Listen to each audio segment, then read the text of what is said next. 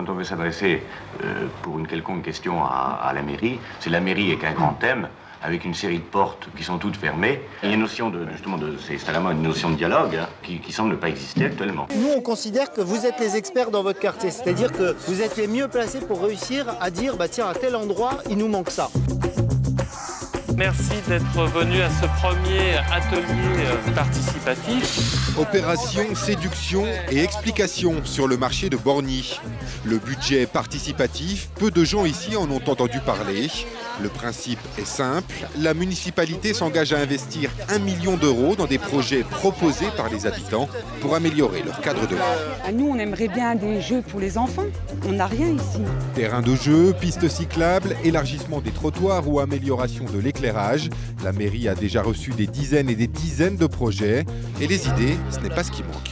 Séance débriefing ce matin-là pour une quinzaine d'habitants du quartier des Deux-Saintes. À l'ordre du jour, le fameux budget participatif mis en place par la commune. Ce soir-là, des dizaines de Rennais vont faire des propositions pour changer leur ville. Nous sommes dans la logique de la construction de notre vivre ensemble. Donc là où il y a des décisions qui se prennent par rapport au bien commun, ce serait bien que les habitants et les citoyens puissent au moins avoir un avis à donner et puis apporter leur expertise. C'est bien de faire en sorte que les gens travaillent collectivement et qu'ils prennent conscience que ce n'est pas un projet qui arrive et qu'ensuite c'est la ville qui s'en occupe, mais qu'ils sont porteurs d'un projet pour de longues années.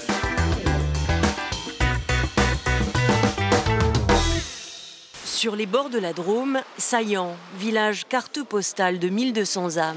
Une petite révolution politique est en marche. C'est une liste collégiale qui a été élue avec un credo, la démocratie participative. Alors regarde, on a fait deux paragraphes. Pour un projet de salle des fêtes, ils vont organiser un sondage et pensent même à un référendum sur le choix du lieu. On veut que le choix soit conforté par tous les citoyens. Et effectivement, sur un projet comme la salle des fêtes, c'est indéniable, quoi. Un habitant sur 4 ici participe à des réunions, fait des propositions. Ensuite, les élus tranchent ensemble. Tout prend beaucoup plus de temps, mais ils l'assument.